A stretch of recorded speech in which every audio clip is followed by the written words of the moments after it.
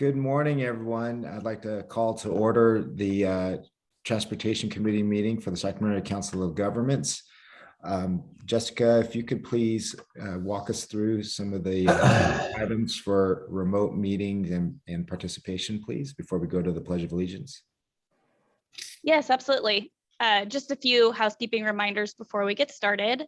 This meeting is being recorded and will be available to view on SACOG's website after the meeting.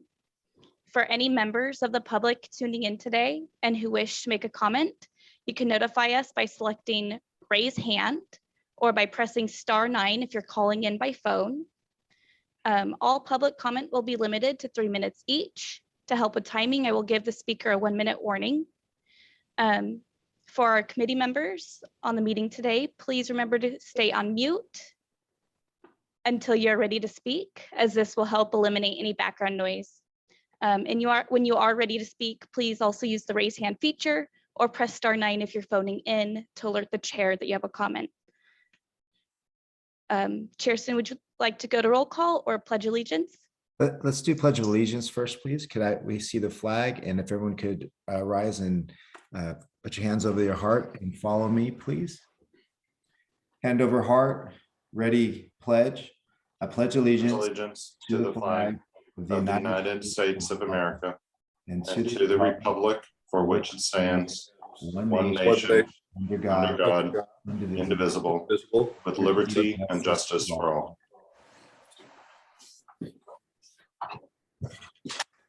Thank you very much.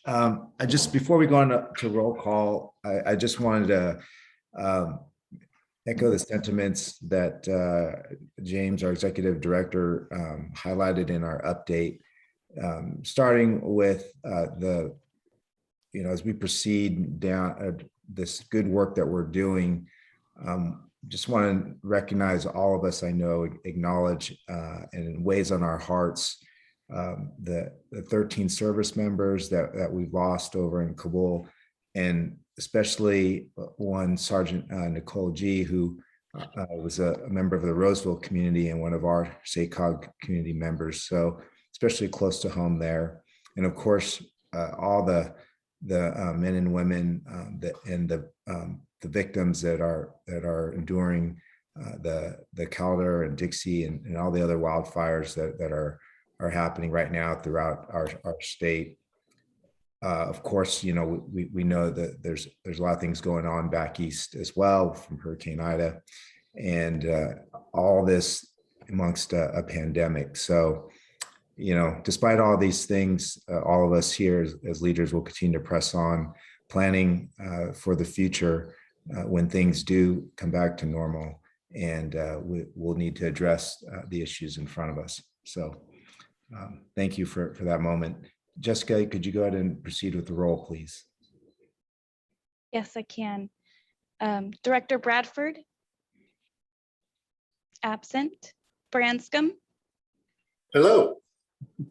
Hi, thank you. Desmond? Here. Thank you. Guerrero? Absent. Jennings? Here. Thank you. Joyner? Here. Saylor? Here. Chenier? Here. Vice Chair Sander? Here. Vice Chair Spokley? Here. Chair Soon? Here. Ex officio member Tacker for Benepal? Here. Thank you. We have a quorum present. Thank you very much, Jessica. We'll go to public communications now. If there's any items not on the agenda that anyone would like to speak to, please let us know. Do you see anybody in the chat or any raised hands? I see one. Okay. I'm Mr. Ralph Trout. You may go ahead and speak, please. Take yourself off of mute. Okay. There you go. Go ahead. Good day, Ralph Trout with CalSTAR. Hi, sir. Go ahead. You can go ahead and speak. What's going on? Can you hear me? Yep, we can hear you. Yep. Okay, I'm Ralph Trout. I've been part of the transportation team over at CalSTAR, and we're working with the Energy Commission on rolling out electric vehicle infrastructure for the state of California. Fantastic. Thanks for joining us today. Did you have anything else that you wanted to say? I just wanted to confirm. Okay. No, that's it. I'm done. Thank you. I'm here to participate and get caught up on what's going on. Okay, got you. Thank you very much. All right. Are there any other members in the audience who'd like to speak on items not on the agenda? Chairson, it doesn't look like we have any other public comment, but I did want to note that Director Ledesma is here on behalf of Director Guerrero. Okay, great. Welcome, Chris, Director Ledesma. Next we'll go to the consent items. I've got a consent calendar in front of me. Are there any questions from the members before we go to public comment on consent? Seeing none, I'll ask the members of the public if there's any items that they would like to comment on consent calendar. And I see none there either. So bringing it back, I'll entertain a motion from any of the committee members. I'll move approval of the consent calendar. Second, Desmond. Okay, great. Vice Chair Spokley and seconded by Desmond. A roll call vote, please, Jessica. Yes, please indicate your vote when I call your name. Director Bradford, absent. Branscombe, Aye. Desmond, Aye. Ledesma, Aye. Jennings, Aye. Joyner, Aye. Saylor, Aye. Chenier, Aye. Vice Chair Sander, Aye. Vice Chair Spokley, Yes. and Chair Soon. Aye. Motion carries. Okay, thank you very much. Let's move on to our action items. Item number 4, adoption of the next generation transit strategy. Chris Doherty, good morning. Oh, you're on mute, Chris. I'm not hearing you. I'm sorry, can you hear me now? Yep, we get you now. Okay, thank you. Sorry for that. Good morning, Chair and members of the committee. Chris Doherty, Transportation Group here at SACOG. The item before you this morning is a request for action to recommend to the board to adopt the next generation transit study or strategy. For a brief recap on this project, the study began last summer and aims to articulate a long-term vision for transit for the Sacramento region. This strategy document contains both long-term and short-term transit strategies, which are designed to be implemented in the next 5 years. The strategies developed in this study are designed to help our region's transit operators recover from the effects of the pandemic in the short term, but also set that long-term vision for the region's transit system to meet our region's changing mobility needs. The creation of these strategies has been guided by 2 stakeholder groups, the Policy Advisory Committee, which is made up of representatives from community groups and business organizations, and the Technical Advisory Committee, which is comprised of transit operators and advocates from around the region. If adopted, the strategies in this document will be integrated into projects that are at the core of SACOG's work plan. For the near term, these strategies have been incorporated into the evaluation criteria for the discretionary transit funding programs that you'll hear about later on this agenda. We are also looking to incorporate these strategies into future funding rounds to help our transit agencies and our regional partners implement this work moving forward. And lastly, incorporating this work into the next MTP SCS, which is currently underway, which you'll also be hearing about on the agenda this morning. So with that, that concludes my presentations. I'm available for any questions you might have. I'm also joined by my partner on this project, Michael Rawson. Thank you, Chris. Are there any questions from the directors? No questions, but I've got some thoughts, if I may, Darren. Yeah, go ahead, Paul. Okay. So I'm going to acknowledge that I've been wrestling with this, but I do feel that I need to speak up. One of the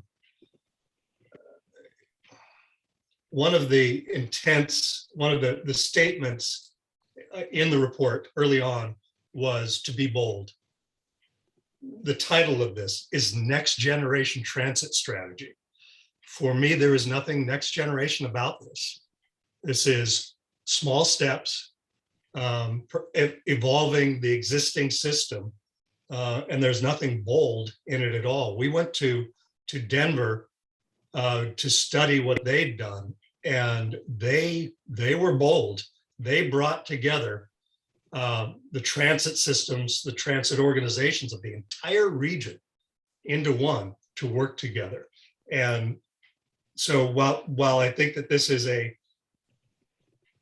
decent, how do we recover from COVID strategy for the next few years, I'd really like to see us take another bite at the apple and really go bold and go big. And, you know, if we shoot for the moon and miss, hit the stars, that's all right with me. But I think we can do better. I think we can actually come up with a true next generation transit strategy for the long term that gives us that bold vision and that focuses us all on something that benefits the entire region. For me, this feels a little cobbled together, and maybe that's because of COVID and having to do it remotely for the most part. I don't know. But I just feel I needed to say that. I won't vote against moving it forward, but I do think it's kind of a cobbled together interim plan at best. Thank you, Paul. I think we can at least add on and include things to the strategy if that would satisfy you. I think there are things that trouble me. Handicapping individual vehicle traffic to the benefit of transit. It's phrased differently. It's phrased prioritize transit on our roadways.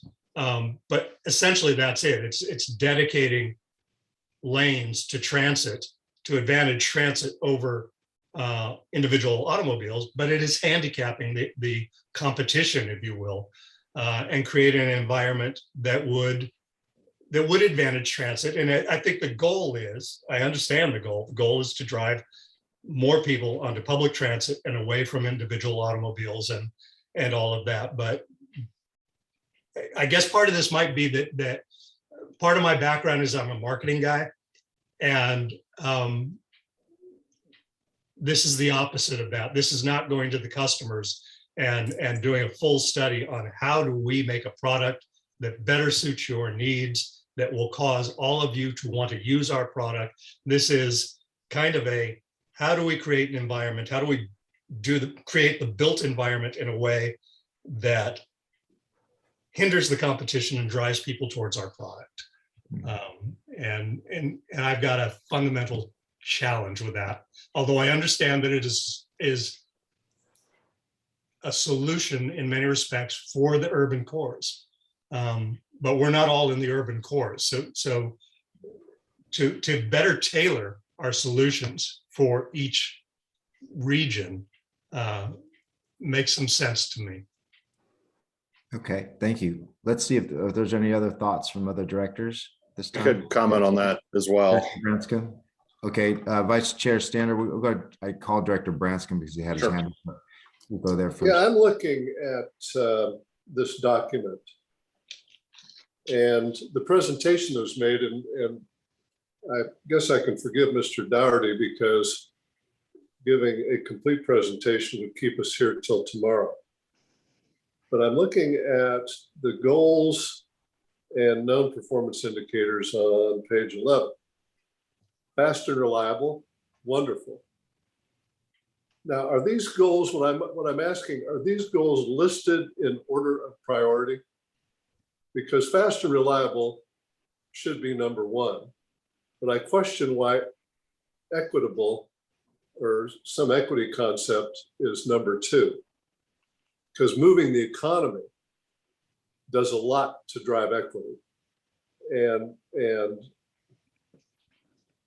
it would be wonderful if we're to embrace something as detailed as this, if it could be expressed with a set of goals clearly stated and how this strategy achieves those goals. Connect the strategy to the objectives. And I think if I had much more time and really wanted to memorize this, maybe I could figure it out.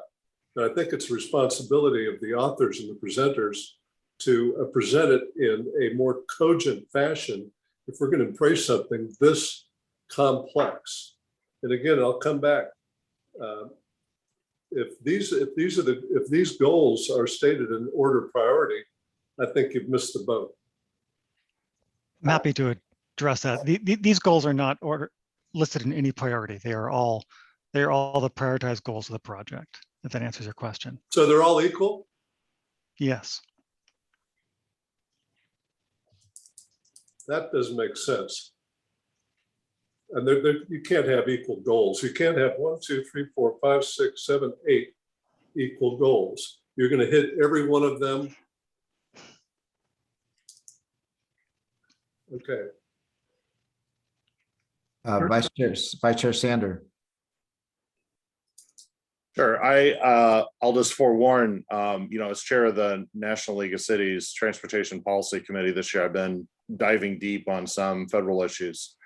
And a lot of the federal debate is about the future of transit. And so my comments here might bleed over into that experience as opposed to just our pure local experience.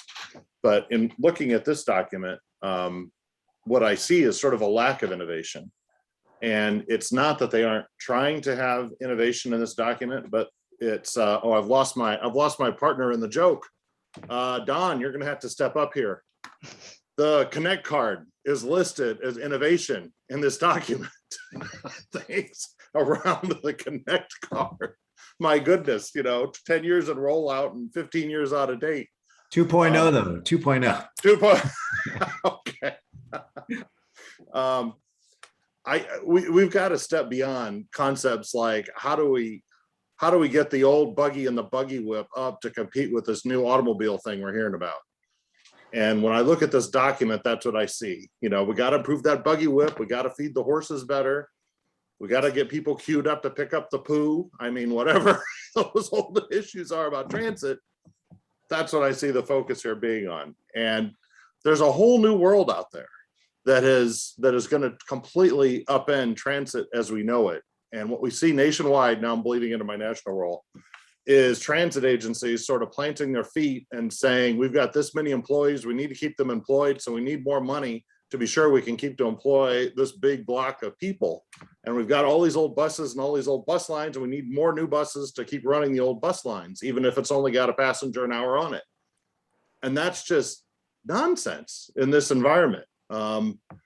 And this document, I don't see as really stretching towards any sort of innovation. I think Paul is right. It looks like a Band-Aid for COVID, maybe, and trying to get back to circa 2000 sort of level of technology or innovation. But I think, as a region, I was certainly hoping for more, talking about a future transit study. I mean, there's scant reference in here to, for example, West Sacramento's I think successful experiment at this point. I think you guys renewed it a year ago or so, maybe even longer, with distributed transit and rideshare. So I don't know. If this is what we have to do, and this is one of those reports that sits on the shelf and no one really cares about, fine. But if this means something, then I would advocate we do a better job of thinking outside the box. Thank you, Vice Chair Sander. Are there any comments from the directors at this time? Sure. Yeah, Director Saylor. So, oh, sorry, James, did you want to say something? do you mind, Director Saylor, if I just kind of add a few things in here? Well, so number one, I think the worst reaction from all of you could be no reaction. So this is good, as we have encouraged you.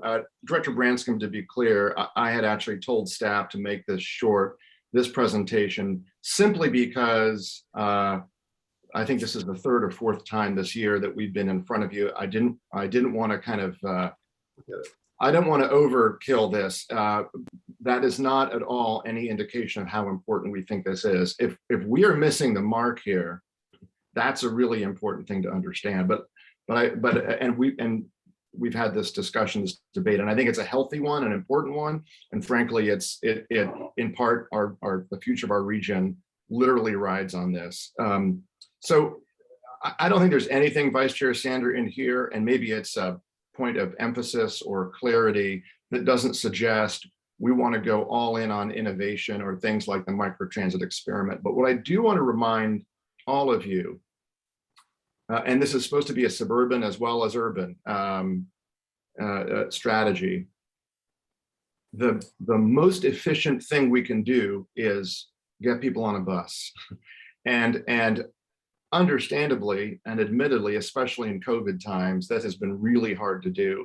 I know I've mentioned to some of you the experiments in a place like London with a congestion charge. They put the congestion charge back into an incredible regional bus network and got people to ride that bus. And we do, as staff and through this study, believe that we have a lot of opportunity to get people on buses. The next, they don't have to be 40 feet. They don't have to look like every other one. The other strategy that may seem kind of maybe traditional, but I want to underline it 3 times, is how we grow and develop around our transit network, right? And Vice Chair Sander, we've talked about this, and you know it, the Gold Line in particular, that light rail corridor, that literally is gold. And it is next generation because it's going to take that long, but we didn't want to forget some of these really important connections between, say, transit and land use. And I hope that doesn't sound traditional and old school because, again, we fundamentally believe if we don't have the land use patterns to support a transit network, we won't get a successful transit network. But this is also supposed to look forward and think about public-private partnerships and innovation and remember on microtransit, I'll end here. It is a great service when it's point to point, right? In terms of customer, and we have to think about what's competitive. It is expensive, and it's a question for the region and for all of you as jurisdictions and decision makers. We believe there's excellent opportunity for microtransit for point to point or curb to curb in some cases, more flexible on demand, so technology GPS driven, but it is a more expensive service. And so there's a really important question here about, are we willing to put our money behind a more expensive service that in some cases, in some areas, and some of the built environment patterns actually gets more people to use it. I hope that's helpful. Thank you, James. Let me go to Director Saylor first, and then Vice Chair Spokley, and then we'll come back to Director Branscombe. Thank you very much, Darren, and thanks, James, for setting the context. I wasn't sure how many times this has been before us, and we've had multiple opportunities to spur the conversation into topic areas that might not have been included previously. So this is the time to adopt it and move forward. I'm drawn, it's interesting to look at the 8 goal areas, and it sure seems to me that a successful strategy for the future would weave those together, that all of them would be present in the plans and the deployment in the years to come. I'm drawn in the document to page 20 and the pages that follow that.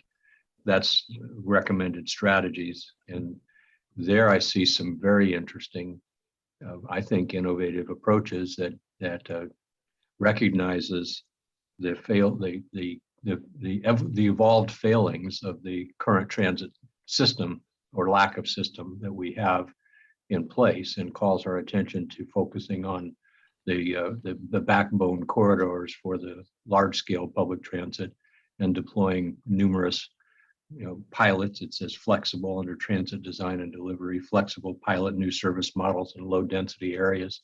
And there are several pages of fairly detailed ideas and approaches that follow that. I think that this is a good jumping off place for us as we think about the next MTP SCS that we'll be dealing with in the months to come. So I'm ready to move forward, and that doesn't mean that, and I don't think this is a document that finds a place on a dusty shelf. I think as we unpack it, there's going to be continued reference to the thoughts in this package that we can draw upon and frankly use as a bar for how we consider future transit investments. I think it is definitely in our region's interest to do the, Paul, you mentioned the incentives and the sticks, the carrots and the sticks.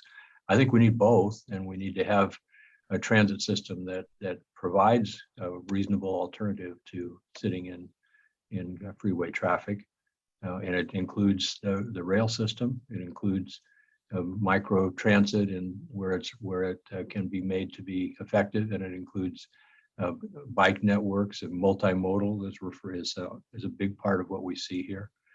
So nothing's perfect. This is a work in progress like anything, but I'm sure supportive of it and look forward to voting in favor of moving this, putting this as a part of our family of plans. Thank you, Don. Vice Chair Spokely. Thank you, Chair Soon. I've got to say I'm in agreement with Director Joyner and Vice Chair Sander. The amount of money that we continually sink into transit programs and the resultant ridership, commuter miles, if you will, it's something that I think needs to be kind of relooked or reanalyzed.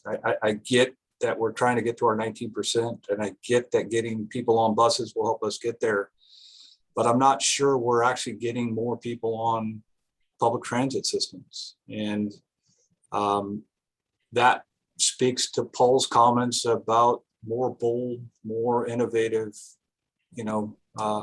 trials. Is it the point-to-point, more Uber Lyft style services? Is it the microtransit style systems?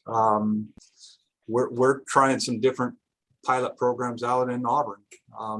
Granted, we're a tiny little community compared to most of your communities, but we're getting more than a couple of people on these buses now, and it's critical. I mean, if we're running buses and we've got 1 or 2 people on them, it's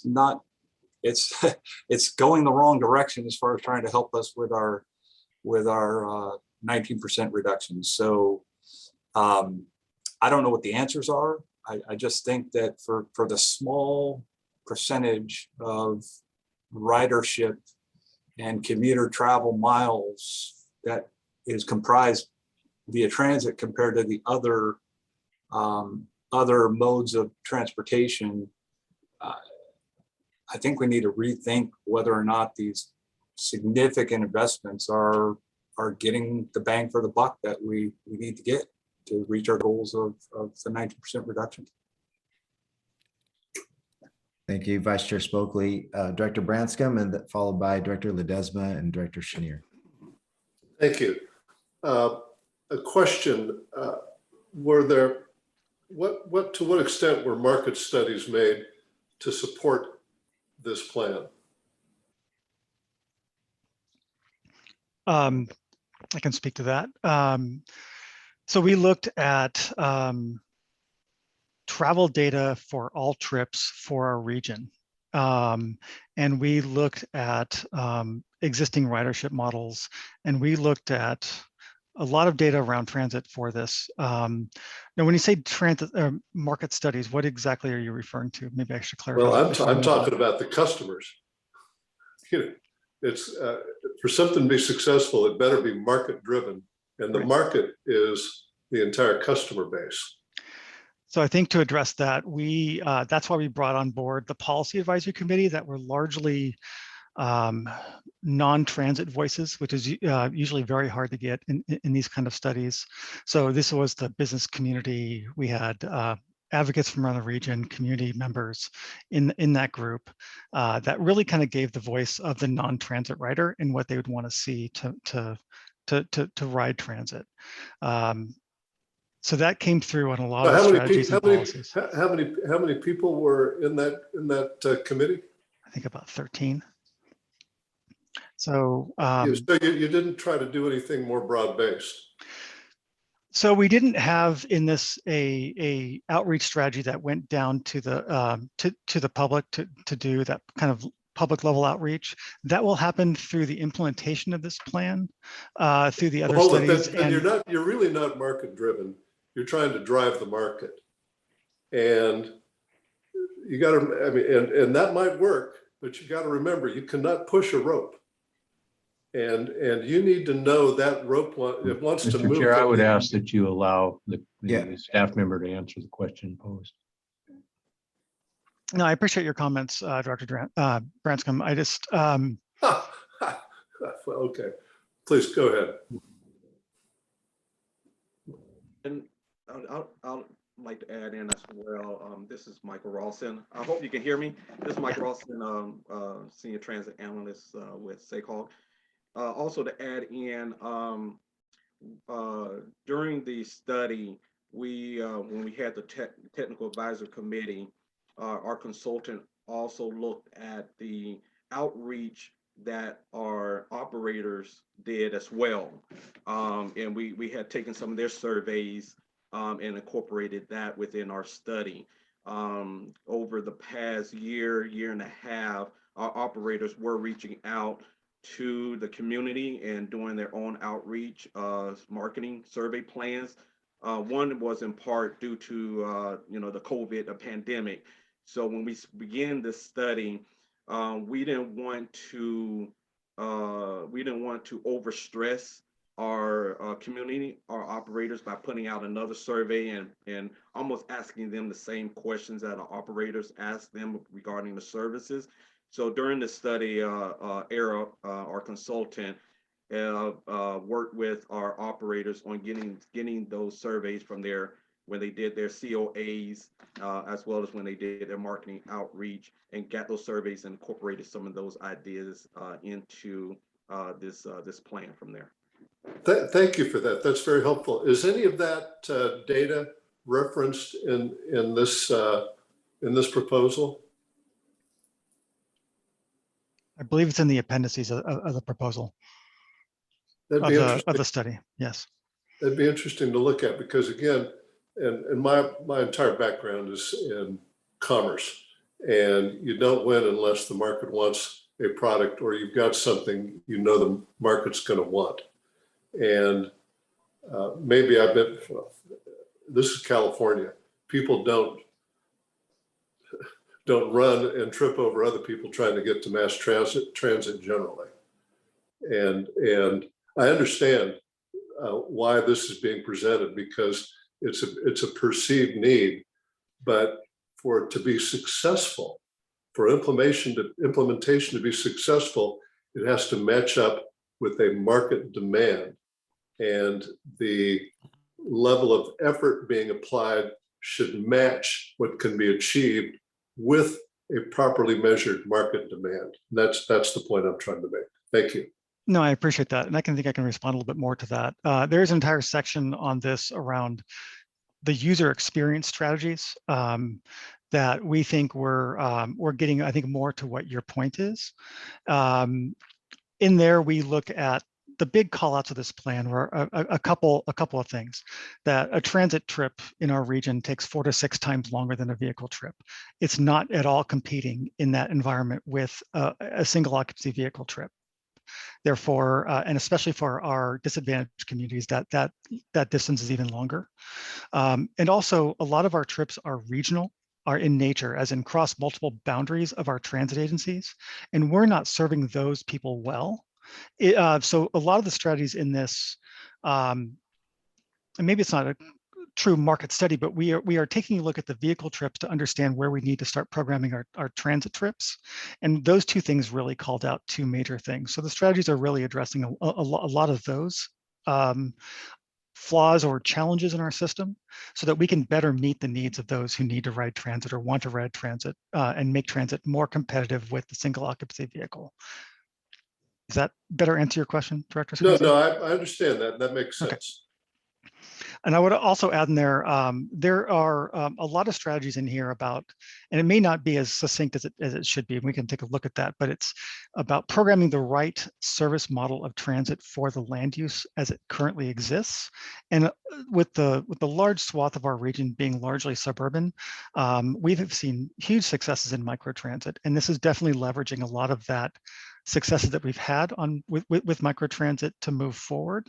But understand, to James's point, microtransit is a very expensive option and probably can't serve our entire region that way. But what it can do, to use it as a temporal as something to build on, microtransit gives you two things. It gives you, if it builds ridership and gives you data where that ridership is, you can then build a route to better serve incrementally that new level of ridership that comes that have gotten used to using microtransit. As it is an attractive option, then you can create the ridership model to create the fixed route transit to meet their needs down the road. Does that make sense? If you'll allow me one more quick question. Sure. Is there a community or a region in the US that their status quo ante was where we are now in the Sacramento region, but they executed on a plan and achieved it? Are there, in other words, is there a success model out there that we can map over to the Sacramento region? Denver, we were, in my opinion, we were there. So I'd be happy to talk to you more about that, Director Branscombe, offline. And I think that's a very good point, Darren. All of us who went to Denver that final night had the same takeaway. They've done this right. How do we bring that back to our region? How do we get all of these diverse transportation organizations together to work in a direction very similar to what Denver's done? Now, that was a huge, heavy lift. They had to pass a tax measure. It was, what was it, James? Billions of dollars. Yeah, well, and Dr. Joyner, I want to come back to that when I appreciate the promotion to doctor, by the way. Yeah, thank you. I said Dr. Director Joyner. Director Ledesma, go ahead. Thank you, Chair. So a couple of things I just want to add to the conversation, and I appreciate my colleagues and their perspective, particularly on the call for this board to be more bold, or the document that should be more bold. And appreciate more, I guess, the fact that you point to us, West Sacramento, as maybe a model on that because of our excursion into the microtransit industry. And what I will say is the document, I think, lays out something that I think the goals are the right ones. I kind of consider those sort of co-equal goals. I think you can hit them, but really, I look at this as a guide, blueprint, roadmap, whatever you want to call it, to where we need to go as a region. Is it perfect? I'm not going to sit here and say there's things we can add to it, but I think from at least my perspective, it'll take all of us to show that leadership and be bold, and the document in itself will need to help us think about what it will take to be there. We didn't have this document in front of us, or any document in front of us, when we brought on the VIA on-demand program. We were simply acknowledging in our city that the fixed route bus system was not working. And I apologize to my colleague who serves on the yellow bus board with me. It's hard to make change happen on your transit board. And we had the council at the time that supported the notion that maybe we should try to get into the transit industry, transit business, and could we make something happen? And thanks to the great staff at our city, we were able to get this solution, and that we're still learning. And I think the point of this is that, at least from our perspective, we need all of you to succeed in the region to make transit for our users. Most of our city citizens commute into Sacramento. VIA does not go into Sacramento. Our citizens require all of us that they cross a bridge. We only have 2 viable ones at the moment to get across to Sacramento and to get to each of your cities to work, to get educated, to take their kids to daycare, to shop. And frankly, we have 2 bridges to get across. And this paints a path to how we can better coordinate what's really important, which is fixed route systems. How do we coordinate with SAC-RT or each of you? We've had debates at city levels about how to get onto the gold line, which our executive director brought up, to bring it out into West Sacramento and get to as far as Folsom if we wanted to. And those are things that I think this plan lays out, that those are things that require us to coordinate, understand each other's communities and how we get around. We could be bold in the sense of that basic notion of that the notion that we need to be connected in this way. And it's very basic foundational level is how do we coordinate transit? But at our own transit or our own agency perspective, it requires us to think about transit differently. So we're not, I appreciate the VIA on-demand program has been very successful. Riders love it. They don't love it because it reduces VMT. They don't love it because it's climate smart. They don't love it because it's equitable. They love it because they can get around pretty easily, and it provides some point-to-point solutions to get within our city. But they still rely on transit service to get across the bridge or to UC Davis or to your cities. And that requires us to do that too. So I support the plan. I would love to see us take this as a jumping off point to be better and to really look at opportunities to where the basic notion of transit to all those items, we have to be bold with each other to kind of make those things happen. So I just want to acknowledge the staff's work on this because I know it's a lot of work. I just want to make sure that we do kind of keep, I appreciate the energy of it, but again, no one asked us for VIA. There was not a rider into the city that knew VIA, what it was when we launched it. So, you know, I think that's what we're being asked to do is take those bold steps to work together and to find those solutions. I just want to make sure I comment on that, but thank you, staff, for all of this. Thank you, Director Ledesma. Director Schneer. Thank you, Chair, and thanks, Chris. Appreciate what you said. I want to push back on this mass transit piece because I think it's really important, and I think a lot of it has to do with how we do it and if we do it right or not. So my experience, and Mr. Jennings sits on the dais with me at Regional Transit, has been, 5 years ago, we were in a death spiral. And the organization had no reserves and was not doing well at all. That's completely changed around with leadership and political will to make it happen. We engaged the business community in Sacramento.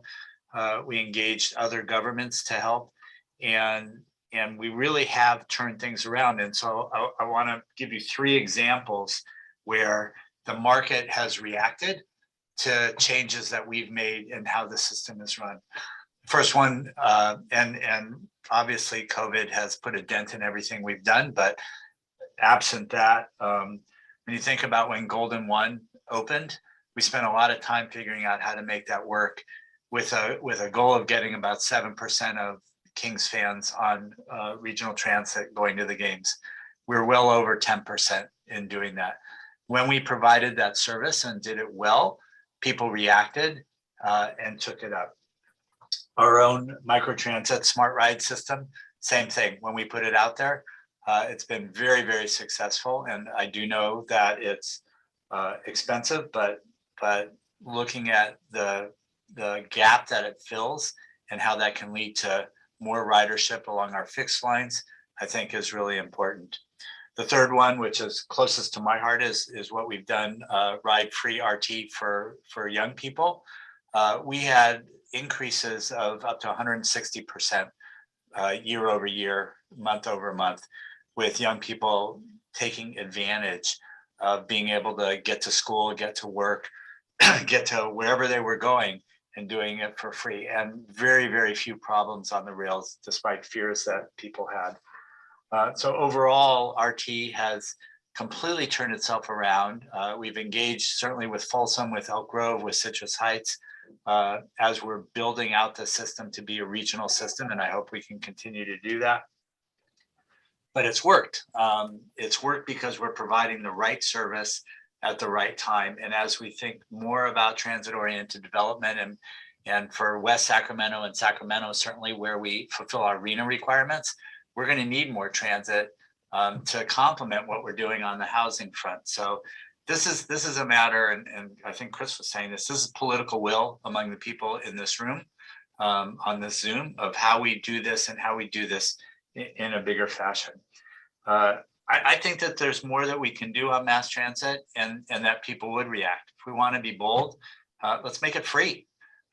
For regional transit, it's $26 million a year, which is really a small amount of money when you think of the overall operating costs, and do that and see what happens if we can get more people and help us get to our 19%. I think there's lots of things we can do in the context of what is in this report and has been put forward. It's really a matter for us and getting to that political will to be able to take some strategic risks and move forward with it. So that's my piece. I think we have a lot of work to do, but I don't want to discount mass transit. It works in many, many places, obviously, in this country. This is our mindset, and I think we need to get into the next generation of this as well. Thank you, Director Schneer. Director Desmond.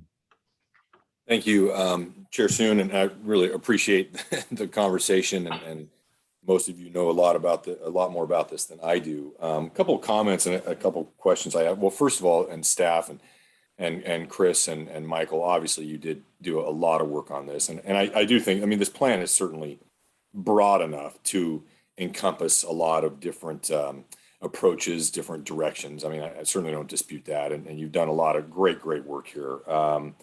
I do, what Director Branscombe said, that does resonate with me a little bit as far as some of these goals. I mean, I do agree that some of these goals have a higher priority than others, and some of these goals, if they're met, will help us achieve some of the, maybe sub goals. They'll help drive the accomplishment of some of those other goals. So I'm also not sure about putting them all on equal footing. And then another, a question I had is somewhere in this, Chris, or either Chris or Michael, does it kind of break down different approaches or different dynamics in rural, suburban, urban communities? Am I missing a section in the, maybe I can't find it. Can you direct my attention to the appropriate place that maybe discusses that? Yeah, it's more in the discussion, and I can come through this and find where the actual section is, that really speaks to the transit delivery and design, and also the various service models. There are models that serve low density areas better than urban areas, and we try to tailor those a little bit in here, or at least give some strategies to better define that. But we also do know that our multiple transit agencies in our region also understand those areas. I mean, if you look at Yellow Bus, for example, they cover such a wide transect of land uses from rural to suburban to fully downtown. We also want to look to them to how do they want to serve their communities too. So this document really kind of is designed to support them in that, but also kind of guide them a little bit if there are other new, more innovative models to use when it comes to rural transit delivery or things like that.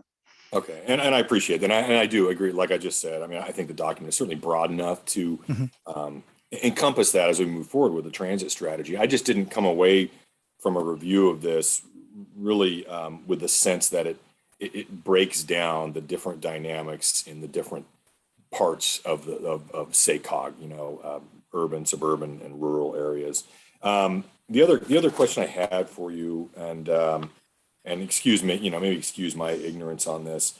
I'm looking at the TAC and the PAC, and then I'm hearing Director Joyner and Vice Chair Sander talking about their ideas and experiences. Was there ever a discussion, maybe I missed it, or maybe it happened last year, about including members of this committee to be on one of these advisory committees? Because it sounds like they have a lot of ideas, a lot of takeaways from, for instance, what you saw in Denver. Were they part of the discussion in the creation of this document? We have brought this plan to this committee and to the board, I believe 5 times in the past year, if I'm not mistaken. But we did not have a discussion, to be succinct, about including members of this on the policy advisory committee or the technical advisory committee. We can definitely look at that moving forward on the plans and policies that implement this. And I think that would be a robust discussion to be had if we do that. Does that better answer your question? I appreciate that, because I mean, I did not go to Denver, but now I need to really educate myself on it and some of these other innovative transit strategies and some of these other regions of the country. And I will, just finally just say one last thing is it struck me as well, looking at the members of the TAC and the Policy Advisory Committee and your discussion with key stakeholders. Each of these people represent, either they're a big developer, or they represent an organization. The folks I hear from are my constituents who are the end users, it does strike me, Chris, that I think it would have been extremely useful to get more interviews with end users from urban areas, suburban areas, and rural areas about what would change their behaviors, their transportation patterns. Because, it seems like what I hear a lot is directly from constituents is not incorporated in this document. And again, if it's, I'm not going to, I'm not inclined to vote to hold this up, but I guess my final question is there some kind of deadline that is requiring us to pass this right away? Or could we take a little more time to maybe get input from some of the directors that have spoken today about some of their ideas and their concerns? So there's a couple questions there. Let me start off by the, I agree. I would have loved to have incorporated a little more ground level public outreach in this. We started this project at the very beginning of the pandemic, and that was very, very difficult. And we didn't really have a clear path on how to do that when we started, and we had a very aggressive timeline on it. So the stakeholder approach was what we settled on to do that. I think there are a lot of opportunities moving forward as we implement this through planning studies and other activities to get that voice and to get down to the public outreach. I think that's a kind of systemic issue when it comes to outreach in transit, that we tend to talk to transit riders about transit and not non-transit riders. It's a very, very difficult population to capture. And we have a lot of opportunities, I think, as an agency, as we look at things like managed lanes and all these other activities that are kind of a little more broader in the TDM spectrum, about how to shift and in our innovative mobility, about how to shift rider patterns and wants and what would take for that mode shift to happen. That could be outside of this, but I think as an agency, we are looking to those questions and to answer those questions now, but it's a little broader, I think, than this plan, if that helps. To your question on, is there anything driving us to adopt this? There are a series of items that are after this that'll be using some of these strategies to incorporate into the funding programs of our discretionary transit funding. So the adoption of this could impact them, but that's a decision to be made. Okay. Thank you, Chris. All right, thank you, Chris. Thank you, Director Desmond. I just wanted to say I appreciate all the comments from the directors, and I just want to say a few words here before we go. I want to see if there's any comments from the attendees.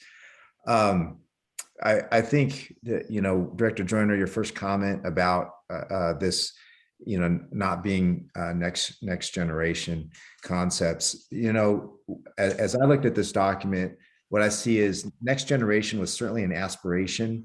It's in the name. It's what we want to do. But I think everybody acknowledged on here that there continues to be things in the transit world that we as a region and even the market itself is struggling with, right? The convenience, the frequency of the operations.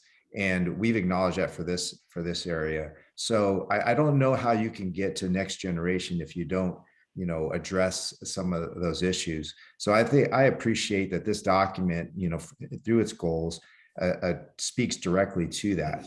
And so I think, if we're ever going to get to next generation, and Director Chenier brought up some bold things that we could do now, we still need to address those what I'll call foundational challenges that we have. So I think it's still appropriate to have in this document, even though the name is called Next Generation Transit Strategy. I think it's still appropriate to have these, I'll call 20th century goals that we need to get to in here. And then I will say, from the Denver trip, again, as Director Joyner pointed out, the governance structure was so different, and how they came about it was very, I would say maybe direct, because we heard there was a lot of passionate and strong debates behind closed doors. They kept out of the public eye, so to speak. And so I think governance, I didn't see it as upfront in this document. I would ask that, if we adopt this strategy, that be something included as a necessary strategy for us to move forward. And again, it gets to the improving. I think having the right governance structure will help to improve these foundational challenges that we're having. And then lastly, I didn't necessarily see an update type of schedule, meaning that I don't think we need to have this should be final. And, somebody mentioned about sitting on a shelf. I mean, in fact, it's quite the opposite. We should be referring to it frequently and updating it as things change. Many of the directors are new, even post Denver. I would say this is the second iteration of directors that we've had since the Denver trip. So of course, there's a lot of folks that, weren't aware of it and are trying to get updated to it now. But recognizing things will change constantly with every couple of years. If we don't start somewhere, if we don't plant a flag and say, hey, we're trying to do this, then nobody's ever going to know. So I would say, let's adopt this, recognize there's updates that need to happen. There's changes, adjustments that need to occur, make it a living document. And so it won't sit up on a shelf. Furthermore, as technology evolves, microtransit wasn't something, we really had access to 6 or 7 years ago. Now, this is something that we're implementing in various regions. So who knows what's around the corner, but those, being able to have something that we can start to implement. And that's what I appreciated, is the task force creation in here that leads to implementation. I think that those things are very important. And so I would say, again, there should be a governance task force in there. I would add that, but that will start to put us on a path where we can, to me, truly move towards a next generation transit system. Okay, I want to go, and I apologize, that was a little longer than I wanted to take, but I want to go to the public, and I see there's someone, Mr. James Boyle from RT, who'd like to speak. James? Good morning, everybody. Can you hear me okay? Yes, good morning. Go ahead. Hi, James Boyle. I'm the Director of Planning for Sacramento Regional Transit. And I don't want to take too much of your time. I think this has been a really great discussion, and it really helps me, with my perspective on things. So I want to thank you all for just all of your comments I've heard. And I do want to say that I participated in the Technical Advisory Committee, and I was also on the Policy Committee. And I would like to commend the SACOG staff for the work that they did. They had a really tough lift with COVID and trying to get everyone together. And I can tell you that there was a lot of great discussion, a lot of robust discussion. And I thought it was really positive for SACOG and for everyone involved. And obviously we have a long way to go. But I do want to say there are some really particular things in the plan that would be really beneficial to SAC-RT, and to really think a little bit bigger than kind of what we've been doing. We've been very successful with Smart Ride. We have one of the largest public microtransit systems in the country. It's been highly successful, and we have a really extensive light rail system. And I think the plan in terms of the sections that talk about transit design and delivery, for us, kind of the next generation is bus rapid transit and bus only lanes and signal priority. Like those are very specific and particular projects that I think would not only benefit those of us in Sacramento and Sacramento, but also the region. We just think about downtown, for instance, with the congestion and traffic on J and L and the delays that all of our transit operators experience on those two corridors alone. So there you go. Can you hear me? Yeah, we can hear you now. Go ahead. Oh, sorry. I guess I cut off or something. Just for a bit. Anyways, we did our SAC-RT Ford bus redesign, and it's been 2 years since we implemented that huge redesign of our bus system. And I have to tell you that we actually saw ridership increase from that alone. So, our director, Jay Schneer, is correct with the students ride for free, but SAC-RT Ford just completely redesigning our system, listening to our riders, listening to the community, we were able to show an increase in just that redesign alone. So I think there are really positive ways forward. And I'm very supportive of a lot of these improvements and things that are called out in the document. And, I think it would help all the transit operators. Our board just adopted a couple of months ago 5 corridors for possible BRT improvements. And I think it's great that SACOG at a policy level and a funding level really would like to focus those things in corridors where we know we can make improvements and we know where we can deliver better transit service and we know we can make it more competitive with the single occupancy vehicle. So I just want to end with that. Again, I thank you for your time and letting me speak. Thank you very much, James. Appreciate your service to both those committees as well. Okay, bringing it back to the directors. Is there, Director Saylor, you have a comment? I'd like to move approval of this plan, moving it forward. Tenure seconds. So Director, there's a motion and a second. I would ask for a friendly amendment to include a governance structure in the strategy and in a regular updated schedule or a review period for the strategy to allow this to be a living document and one that future directors can weigh in on. Would that be different from the Transportation Committee and the Board of Directors of SACOG? Or are you just, when you say governance structure, do you anticipate, what is it you anticipate? Well, I think we have a number of transit operators right now who are individually managing their system. And I think there needs to be some sort of governance structure that can allow them to work together. If it's SACOG through SACOG, I guess that's fine. Perhaps it is that continues to be the Technical Advisory Committee. I'm not sure, but I'm hearkening back to the Denver model, and I'm not sure what would be effective. So be bold, Darren. Be bold. Let's talk about what Denver did. Let's have a conversation. We might fall short about consolidating all of these little fiefdoms around transit and bringing them together into one governance system for the entire region. Let's have that conversation. Well, and I think that would be a task. That would be the task force to look at those options. And I see Kirk Trost has his hand up. Kirk.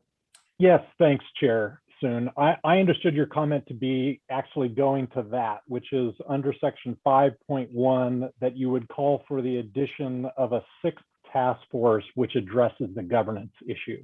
Is that correct?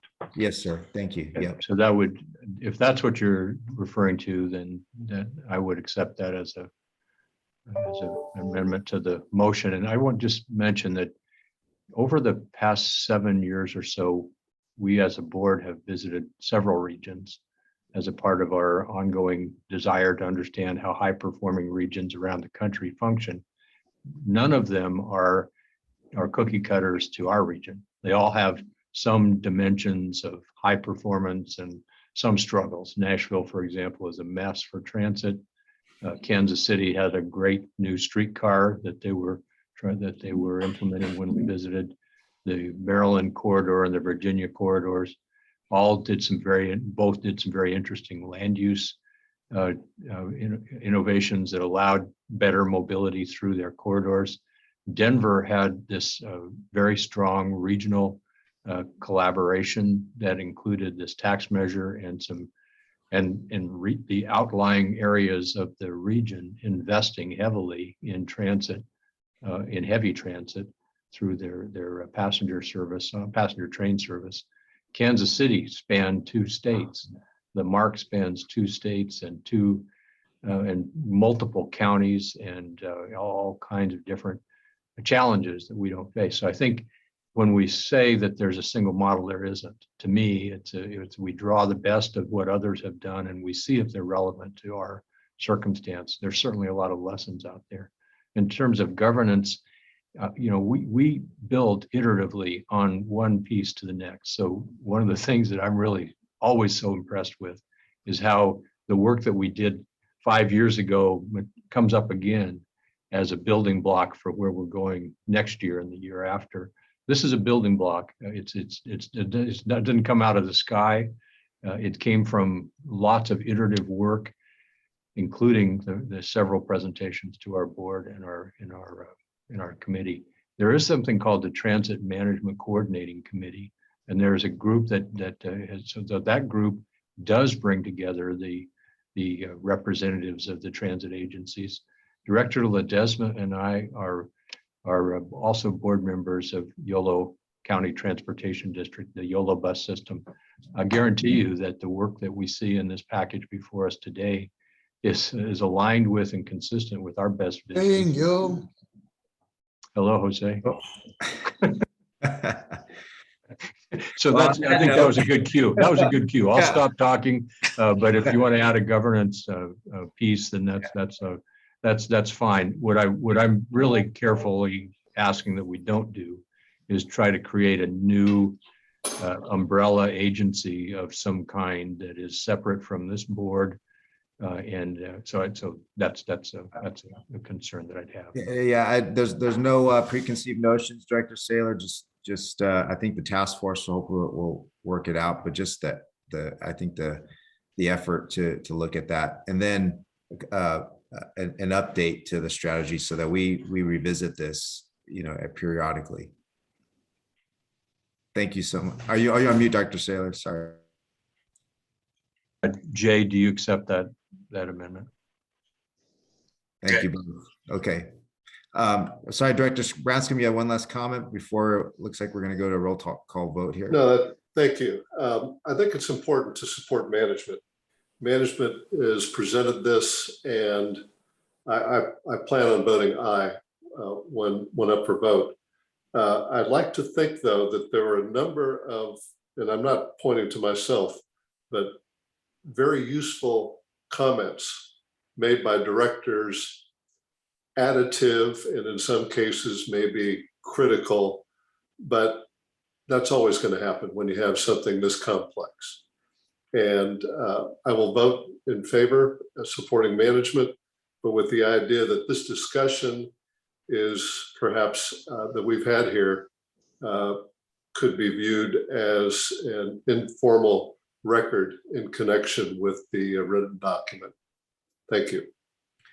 Thank you, Director Branscombe. And I'd like to ask you also to reach out to staff, and as they continue their work, I think they could definitely use your input from as you mentioned, your experience in commerce about the marketing and such. So please don't hesitate to do that. I don't know if they tolerate it, but thank you. All right, Jessica, let's go to a roll call vote, please. Thank you. Director Bradford, absent. Branscombe. Aye. Desmond. Aye. Ledesma. Aye. Jennings. Aye. Joyner. But let's make sure we mention this conversation to the board when we bring it before them. This is a really important conversation for them to have as well. Thank you. Saylor? Aye. Chenier? Aye. Vice Chair Sander? No. Vice Chair Spokely? Yes. Chair Soon? Aye. Motion carries. All right. Very good discussion on that one. Next, we'll move to item 5, approve Federal Transit Administration 5307 and 53399 discretionary share. Barbara Bechtold. Sorry, Barbara, I always mess that up. No worries, it's long. I understand. Today we have before you the updated discretionary share evaluation criteria. Back in March, staff brought the federal fiscal year 2020 and 2021 earned share and discretionary share apportionments for the Sacramento urbanized area, Federal Transit Administration or FTA 5307 and 5339 programming recommendations to the Transportation Committee and Board. At that time, the board did program the earned share, which makes up about 88% of the federally apportioned funds. But also the committee and board directed staff to review and update the evaluation criteria that we use to score applications for the discretionary share, which is 12%, or in this case, just over $7.1 million in FTA 5307 and 5339 funds to integrate strategies from the next generation transit study that you've just had your very robust discussion on. After receiving that direction and comments from the committee and board, staff then met with the transit, human service, and nonprofit operators in May and July of this year to get their input on the proposed changes to the evaluation criteria. Input we already received from the board members and from the transit, human service, and nonprofit operators greatly informed the recommendations that are before you today. You can find the updated document in attachment A with the staff report. With the approval that you just gave to the next generation transit study, staff are coming back with these final recommendations to implement the updated 5307 and 5339 discretionary share evaluation criteria. So today, staff are asking that the Transportation Committee recommend that the board approve the updated Sacramento urbanized area FTA section 5307 and 5339 discretionary share project evaluation criteria and direct the executive director to initiate the discretionary share programming process, which will allow us to release a call for projects that result in a staff recommendation coming back to you later this fiscal year. And I can answer any questions about the updated criteria or any of the process that we went through to update these criteria and bring them to you today. Thank you, Barbara. Any questions for Barbara from the directors? Okay, seeing none, I'm going to our public attendees. Anyone wishing to comment on this item? I don't see anybody from the public wishing to comment. I'm going to bring it back to our directors, and I see a hand up from Vice Chair Sander. Yeah, Barbara, I do have a question. 88% of these dollars are apportioned to individual transit agencies within the region without any sort of metric applied to them other than how much transit are you providing? So it's like a per rider per mile kind of distribution. 12% are allocated otherwise? Sure. The 88%, the allocation methodology that we use is based on performance criteria of the operators from their national transit database. They report yearly to the Federal Transit Administration on their services. And it's made up of various proportions of their ridership, the passenger miles that they provide, the population of the areas that they serve. And we use those performance metrics to distribute that 88% of funds in various percentages to each of the operators based on those performance criteria. And the remaining 12% is looked at a regional level? Yes, that's the discretionary share that is looked at based on the evaluation criteria before you today that we're looking to update. We're going to use those new and updated evaluation criteria to assess and score the applications that we receive for that additional 12% of the funds. And these funds are solely for the Sacramento urbanized area, so they don't actually cover the entire region. For SACOG, there are portions of Placer County, El Dorado County, Sacramento County, and Yolo County, all within that urbanized area. It's based on the most recently completed census, for which we have that information, which is still the 2010 census. So for those of you who were on that Denver trip, I was not, but who have talked for a couple of years now about, you know, governance and looking region-wide, this is an example of us not doing that. Because basically the agreement is parsing up, you know, on a per capita basis, here you all get your base, then maybe there's 12% that we could look at beyond that. But this is probably an example of one of those things that we could look at for a change in how we operate as a region if we're trying to promote regional transit and transit for the region.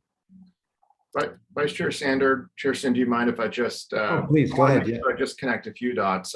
I'm hearing what you're saying, Vice Chair Sander. Back in March, you actually, in this sort of theme of I think very healthy debates on transit, just like you had in the last item, you kicked the 12% discretionary share. If you remember, you put that aside.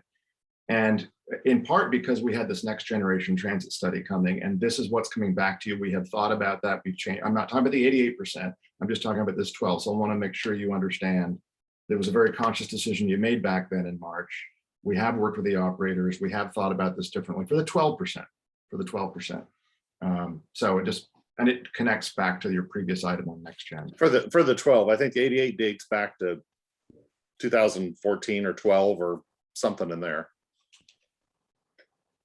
Right, that's an older agreement. Yeah, the methodology is based on a memorandum of understanding of all the applicable jurisdictions and transit operators in that Sacramento urbanized area. You're right, and that was most recently approved in 2015. And thank you, Vice Chair Sander. I'm hoping that our action in the last item is kicking off, you know, this very review of everything we're doing in regards to transit. So of course, funding will certainly be part of that as we move to implementation. But your comment is not but I keep saying but, your comment is very much appreciated. Okay, any other questions from the directors? If not, I'd entertain a motion at this time. I'll move the recommended action. Okay, moved by Director Ledesma. Saylor seconds. Seconded by Director Saylor. Roll call vote, please, Jessica. Director Bradford, absent. Director Branscombe. I will vote aye, but I paid careful attention to Director Sanders' comments and respect those. Thank you. The vote is aye. Thank you. Desmond. Aye. Ledesma. Aye. Jennings. Aye. Joyner.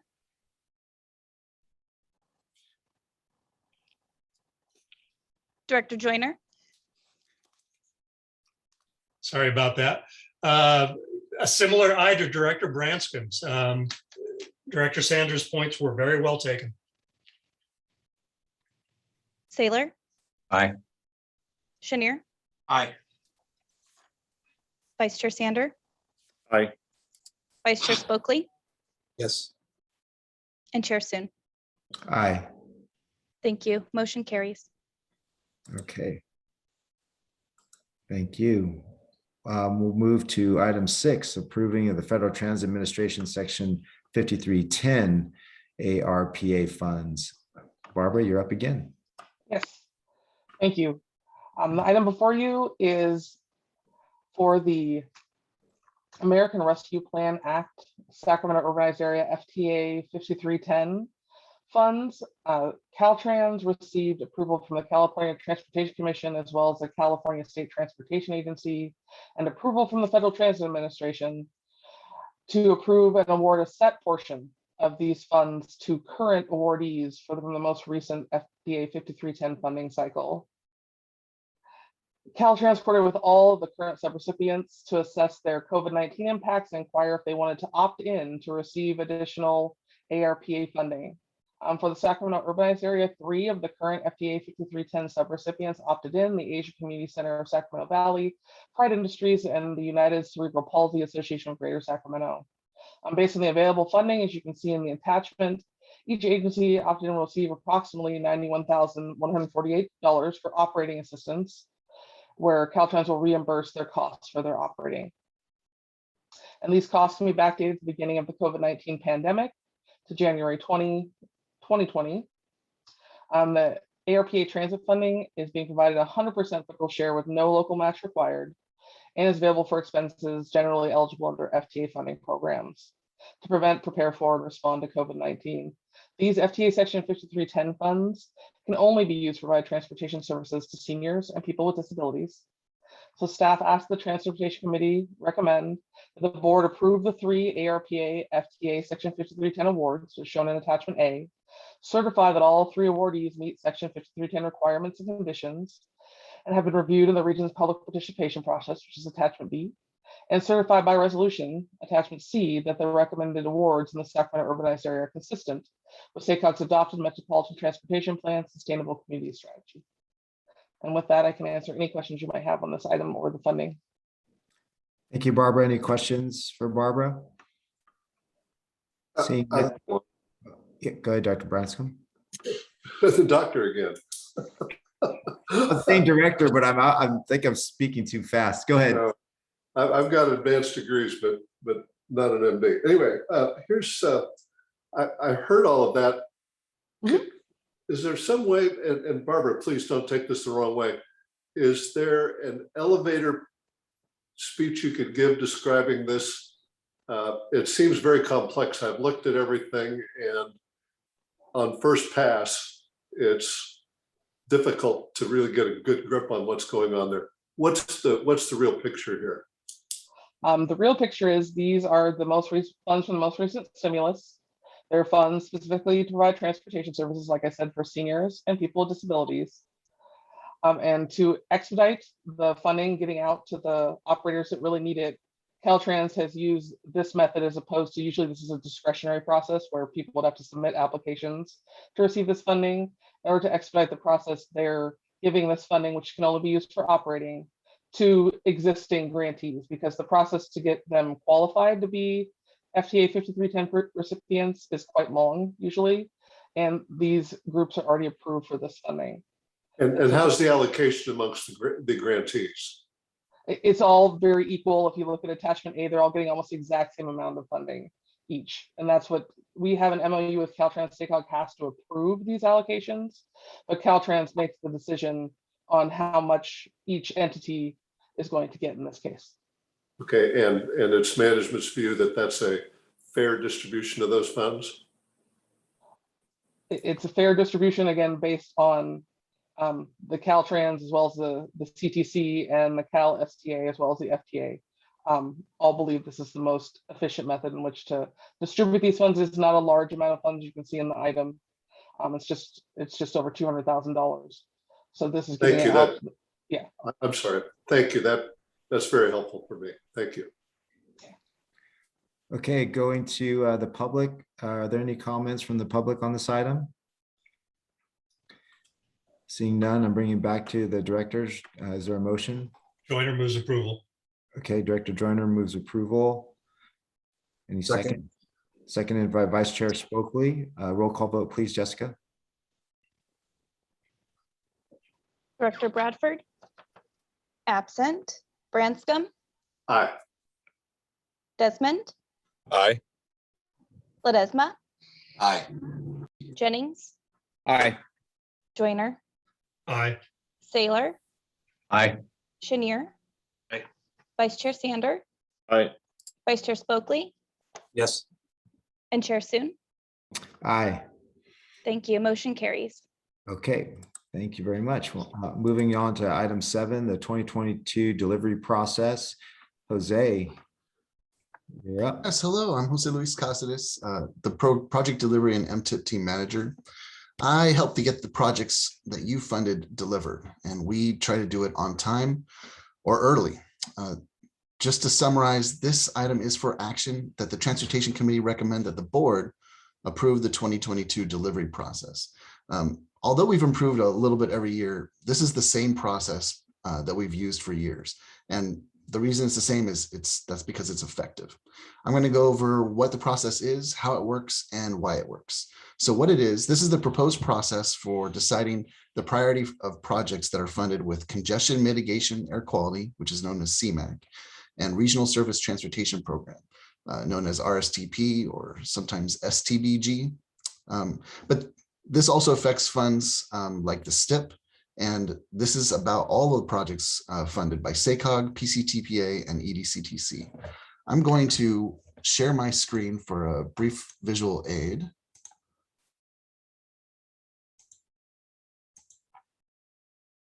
There we go. So the project delivery plan process, how it works. We incentivize early delivery, mitigate late delivery, and we do it all while maintaining high levels of communication and coming up with creative solutions. So what we do is we do a hybrid of a reservation system and also a first come, first serve system. So a reservation, when you make a reservation, you show up to the restaurant, you expect that your table is going to be waiting for you. That's fine. That's what we do. So projects here in year one of our Metropolitan Transportation Improvement Program, that's a list of all the federally funded projects. Projects in year one, they've got first priority. They have a reservation. They can count on their money being available in year one from October, which is in about a month, until February 1st. After that, there's no more reservation anymore. We become free for all, sort of like Southwest Airlines if you show up less than 30 minutes before your flight. Starting February 1, anyone in year 2, year 3, year 4 shares equal priority with projects in year 1. Our goal is to get that money out the door to projects. And then I'm going to show kind of this next screen. So what happens is delivery failure is a natural event for many projects. We can try to figure out the causes of a particular project's delivery failure. On a big picture, it's just kind of the risk of doing business with the federal government. It can be hard to deliver a project on time. So we count on a certain amount of projects not delivering. And that's kind of what the tier 2 does, is it comes in and takes up the space of projects that are delivering late or failing to deliver in that year. Now, I'm going to go into the next part. This is the bad news part of it. Projects that fail to come in, delivery failure, we don't punish them. We don't make them come before the board and give an accounting for why they were late. Instead, we reallocate them, we reprogram them to later years. Failed projects do not get first place in line in the following year. If they did, we'd be bumping other projects that hadn't done anything wrong that were hoping for their tier 1 opportunity. So instead, a project that failed in a year, they can come in February of the following year. It's usually not too bad for them to have to wait a few months. So I'm going to close this and talk about why this works. I've been doing project delivery for a while now. Is my screen share off now? Good. Okay. And I'm convinced that sponsors need a flexible and helpful support from SACOG. They need someone who's going to help them get their projects early if possible, and who's going to work with them if they're experiencing delivery failure. We don't just create these rules and walk away. We actually meet with every one of your jurisdictions, the transit operators, cities and counties, the Air District, the Southeast Connector JPA, on a monthly, bi-monthly, or quarterly basis, depending on the jurisdiction. And we're going over their projects. In fact, there's a meeting right now that I was supposed to be in with the Placer jurisdictions. And we are talking about their schedules and coming up with creative solutions to any problems. So that's what it is, how it works, and why it works. I'm here for any questions. Thank you, Jose. Any questions for Jose? Seeing none. Oh, I see. Did I see a hand go up? Oh, Director Saylor, go ahead. Thanks, Darren. So Jose, I'm just curious about are we in year 1 now? It's complicated. Year 1 of the TIP started in 2021. So that was kind of, yes, we're technically in the last month of federal fiscal year 2021, which is year one. But this delivery plan is for next year, 2022, which begins in a month. That'll technically be year two, but in terms of this slide, you can just pretend it's year one. 2022 is our top priority from October through February. It's tier one. Go ahead, Don. Any follow-up? Okay. Okay, thank you. Any other questions? Seeing none, I'm going to the public to see if there's any questions from the public. And I don't see any hands up this time. Bring it back to the directors. Is there a motion? Excellent presentation. I move to pass. Okay, motion Jennings by will second. seconded by Director Jennings. Roll call vote, please, Jessica. Director Bradford, absent. Branscombe, Aye. Desmond, Aye. Ledesma, He had to drop off at 11:30. oh, thank you. Sure. Jennings, Aye. Joyner, Aye. Saylor, Aye. Chenier, He had to drop off as well. thank you. Yeah. Vice Chair Sander, Aye. Vice Chair Spokely, Yes. and Chair Soon. Aye. Motion carries. So we still have a quorum present. Okay, thank you, Jessica. Let's move to item 8, our last action item, authorize amendments to community design grant memoranda of understanding. Greg Chu.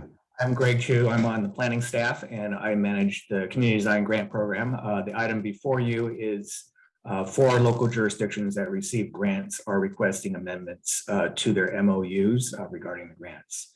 So the community design grant program is part of our regional funding program that we do approximately every 2 years. This program is to help to implement the blueprint principles, and the program offers competitive and non-competitive projects to the cities and counties in Sacramento, Sutter, Yolo, and Yuba counties.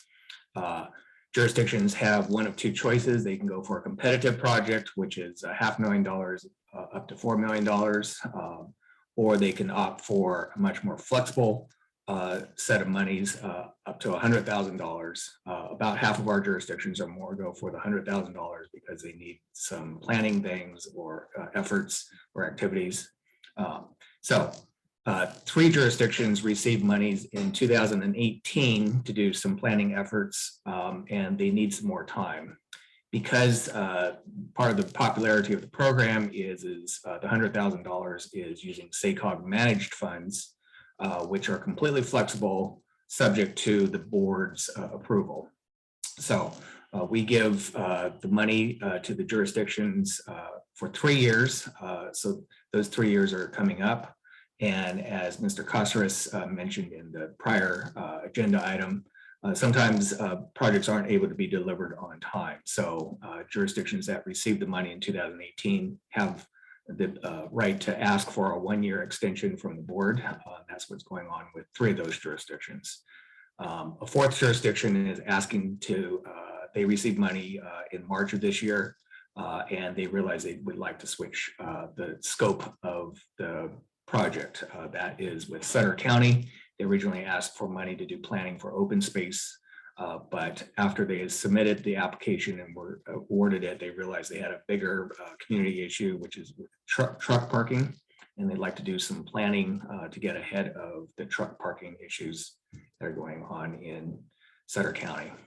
The other 3 jurisdictions, Live Oak, Marysville, and Yuba City, they're well on their way to performing their grants. They just need a little bit more time and are asking for the 1-year extension. So with that, the staff recommendation to the committee is to award to allow the amendments to take place as requested. With that, I'll be glad to answer any questions. Thank you, Greg.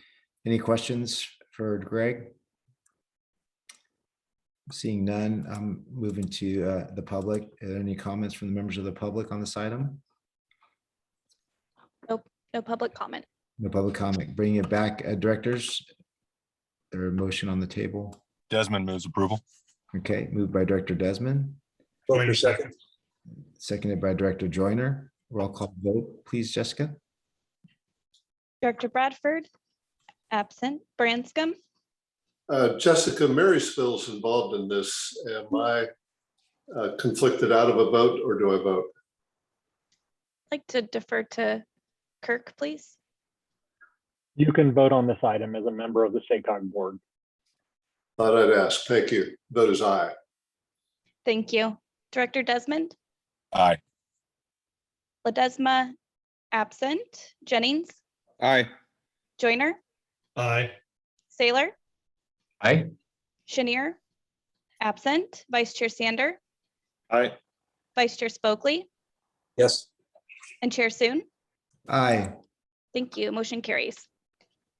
All right, that'll complete our action items. We're going to move to informational items. Committee members, I'm going to use chair prerogative. I'd like to move the MTP gearing up for the 2024 update of the Metropolitan Transportation Plan, Sustainable Community Strategy up first.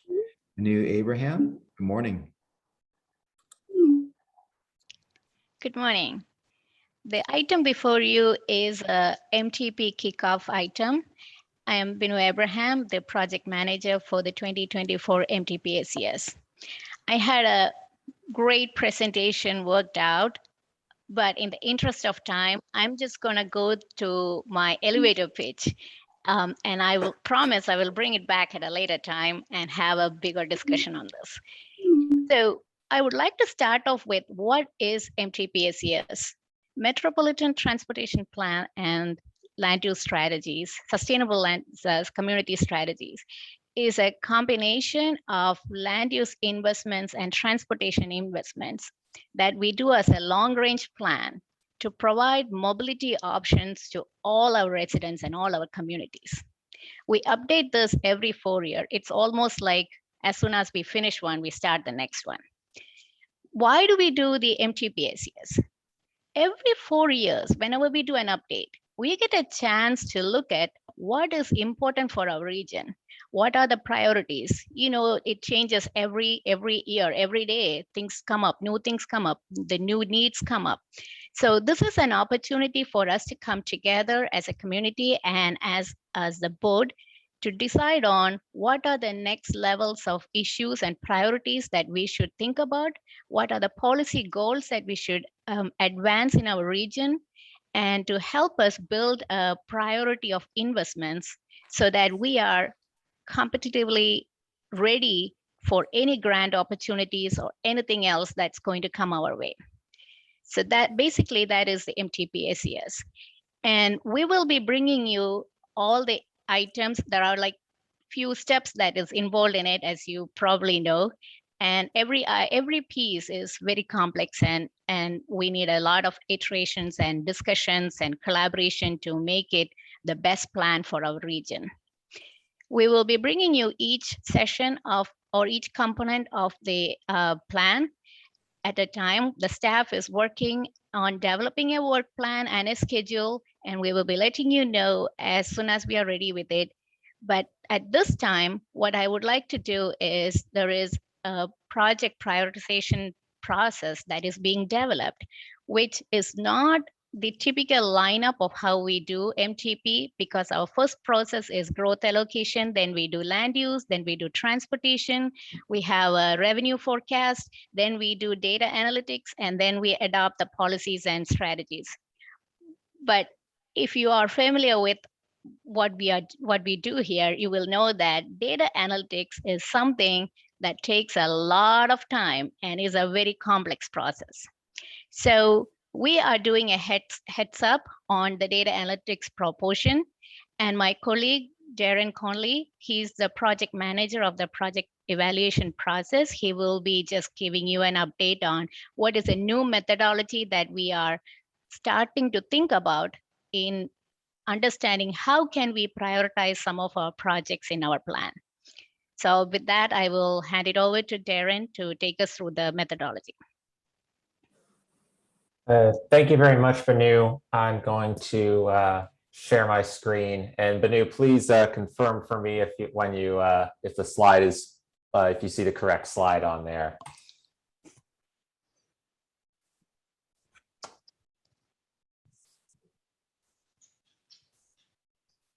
Is that looking good?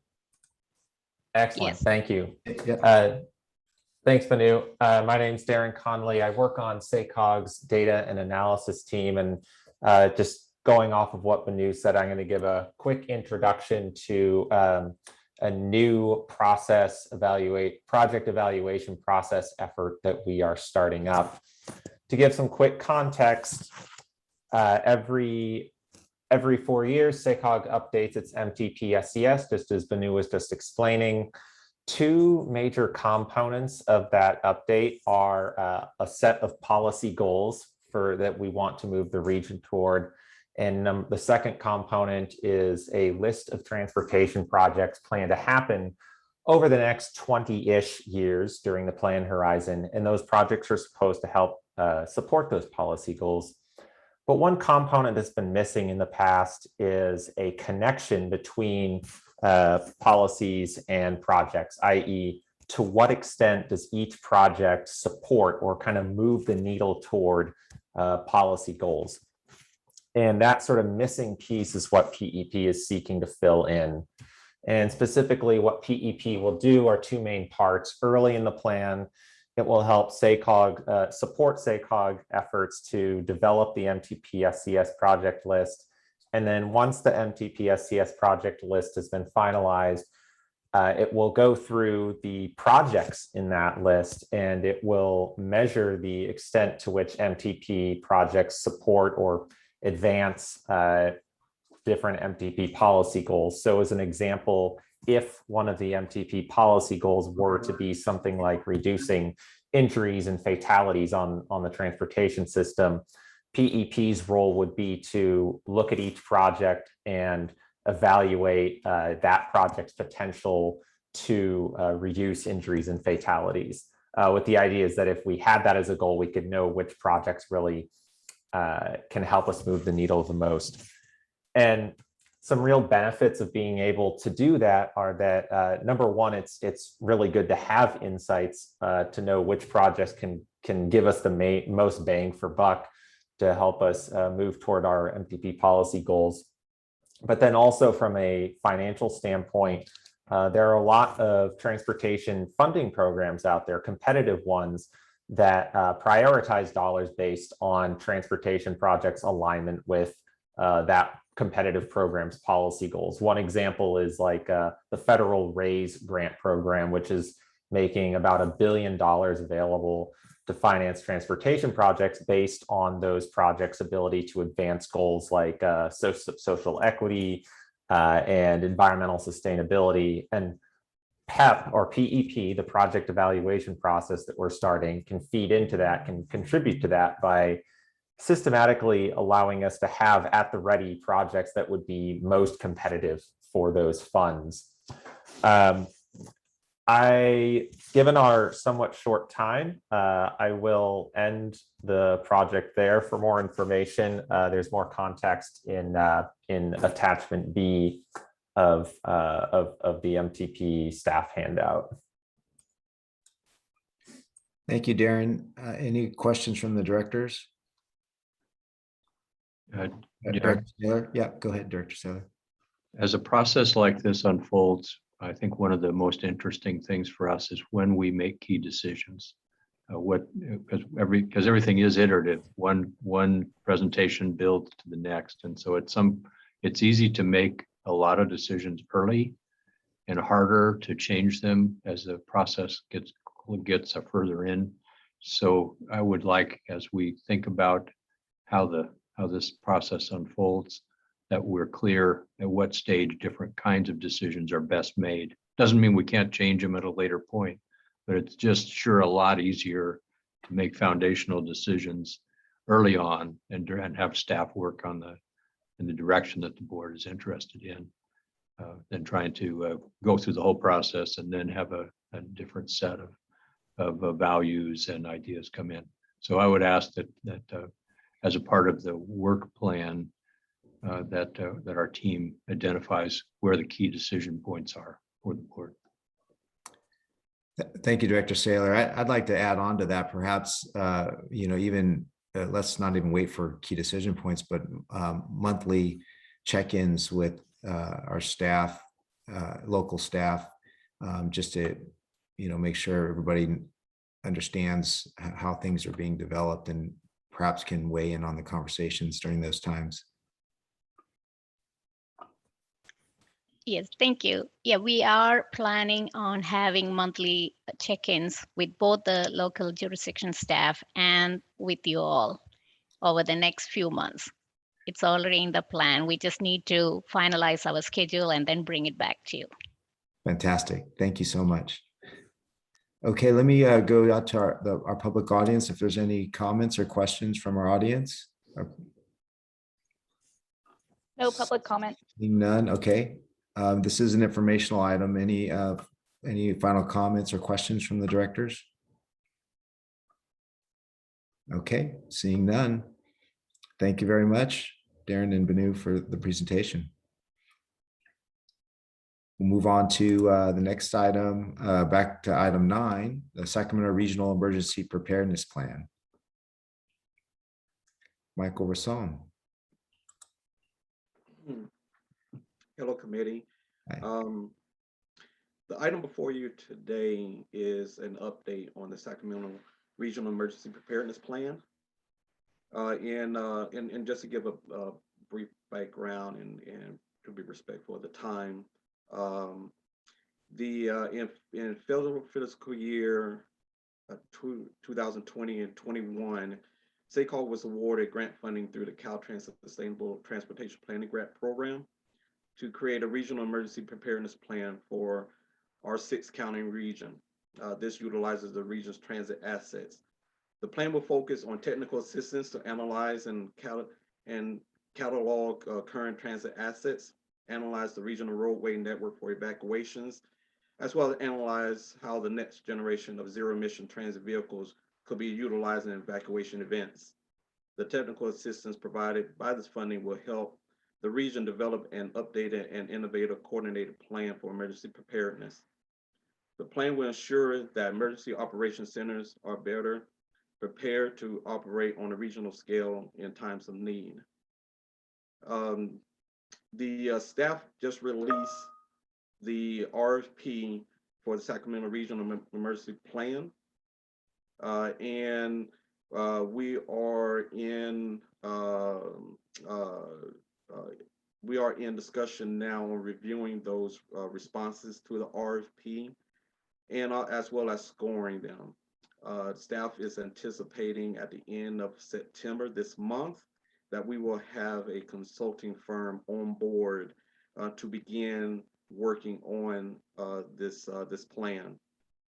The goal of the plan is for SACOG to support the various county emergency operational plans that have been coordinated, and the regional planning effort in enhancing the established standardized emergency management system process. The effort aims to establish channels of information sharing, as well as draft policy and the procedures that stakeholders can incorporate into their existing plans.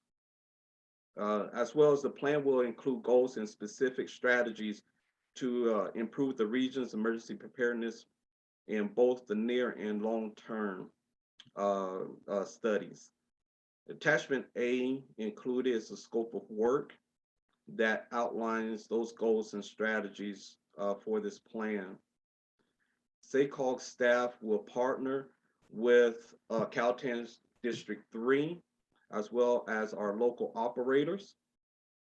We will also partner with the local and state emergency operations centers, as well as our mega region partners, which will include our rail service partners.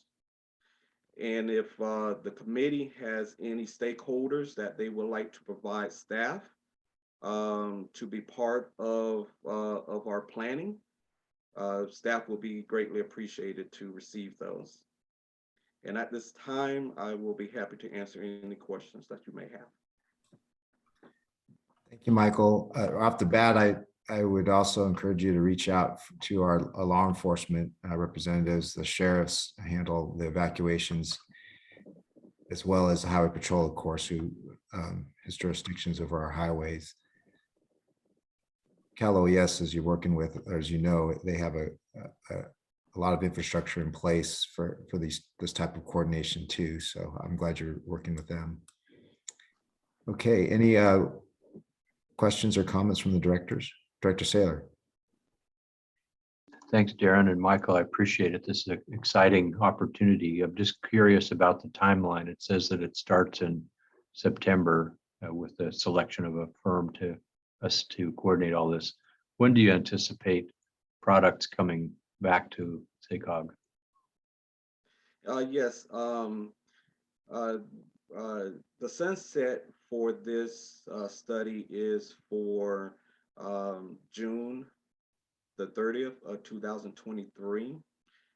During the time from September, we will begin doing our kickoff. That will include our operators, and due to the wildfires that we have right now, the OES office, of course, might be already occupied, with the current events. But we are looking at engaging the committee and the board on updates as we gather information and continue to proceed further with our study. Okay, there may be some opportunity to have some interim updates before 2023, 24, did you say? Yes, 2023 of June. Okay. 2023. So yes, perhaps that's what we're planning on doing. Okay. One last observation. Where we live here in Yolo County, we're right on the edge of our region and have a lot of interaction on emergency operations issues with Solano and Napa and Lake counties. And my hunch is that that's the same thing for my colleagues in other parts of our SACOG region. So there be somehow, without expanding this to be infinite, it might be good to have a little bit of focus on what happens on the edges of our region.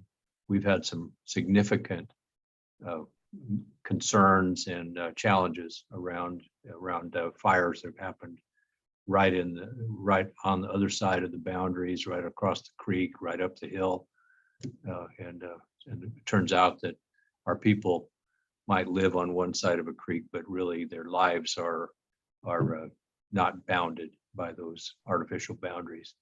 And so anyway, if there's a way to keep that in mind and have a lens on what happens on those edges, might be useful. Yes, thank you for that, Director Slayer. And we did include that as part of the goals and strategies, where we look at working with the mega region, because that was a lesson learned from the Orville Dam spill, that even though it was in Butte County, it also affected Yuba Sutter County, where Yuba Sutter Transit had to assist with evacuations and then returning, those evacuees back to their residence. So we are including, as part of the mega region, our neighboring partners. That's a perfect example. Thank you. And Don, you may already be aware, but OES, they break out their regions separately as well. So there's a good chance they'll overlap, beyond our SACOG region as well. So, it's good that we're working with them. Okay, I'm going to go to our public, members of the public, if there's any questions or comments on this item. Okay, seeing none. Again, Director, this is for information only. So we'll look forward to hearing more on this item in the future. For time's sake, if the directors are okay, I'd like to postpone the next item 11 on the status update of the implementation of Senate Bill 743 and move on to item 12, the regional telework pilot outcomes and next steps. Adrienne Moretz. Hello, directors. For the sake of time, I'll simply say that since mid-2020, we've been working with a group of about 10 employers to understand how we might encourage telework in the long term. So in overall summary, what we've learned from that work is we're definitely going to see a hybrid approach of telework going forward, not just with our participating employers, but other employers we talk to and national trends I'll point to this. So we're going to see people in the office some of the time during the week, and then people working from home other times of the week. The split at which employees do that is still really up in the air just based on the pandemic, and we're still in the midst of that right now. So almost every employer that we have been working with and that we know of is approaching this differently, including state agencies. Almost every state agency is approaching telework differently. So although our technical assistance with the individual employers is wrapping up, what we are doing is sharing our learnings in a living toolkit of sorts. So I would just close by saying at sacog.org/telework, we'll be posting the data we've collected from employers, including future data we collect, resources for employees and employers, and other lessons we've learned. So sacog.org/telework is a place you can go. And we'll also be having conversations from different perspectives around the region in terms of telework, transit, economic development, our participating employers through a newsletter series in our newsletter Current. So 2 resources for you there. Our work at telework is certainly not over, even though our technical assistance is concluding. So again, on our sacog.org website, there will be a living toolkit of sorts. And then our newsletter, The Current, will have good conversations with different perspectives as it relates to telework going forward. So with that, I'll close. Happy to answer questions or connect with any directors after this meeting. Thank you, Adrian. This certainly affects our market, as was alluded to earlier. And so as we go into our MTP and even the next gen transit strategy document, it'll be interesting to see how this develops. Any questions from the directors? James, will we be talking about this on the October 1st retreat?